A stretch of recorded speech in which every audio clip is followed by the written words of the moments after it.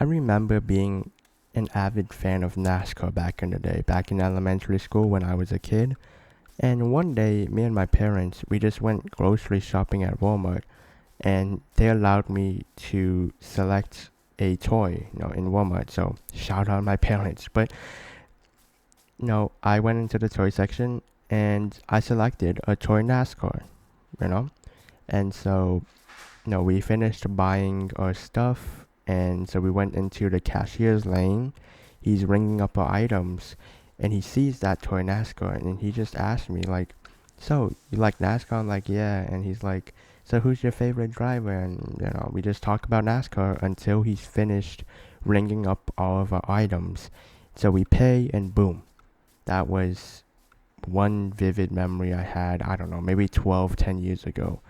And I guess the point I'm trying to emphasize here is back in the day, I had no one to talk to about NASCAR besides my parents. And just having another person to talk to, even if it was just for maybe like 30 seconds, was super amazing. As someone, that didn't really have that many friends and none specifically to talk about NASCAR with, it was amazing. We just both shared the same interest and talked about it. So the point of that story is just to show how one small act of kindness can go a long way. I mean, I only talked to the guy for like maybe 30 seconds, but having somebody sharing the same interest of NASCAR as me, it went a long way. I was super happy, and you know, I remember it 12 years, from then. And so I just encourage you guys, you know, try to be kind, because maybe they will need it, right? Maybe they're having a bad day, and just one small act of kindness can just maybe make their day.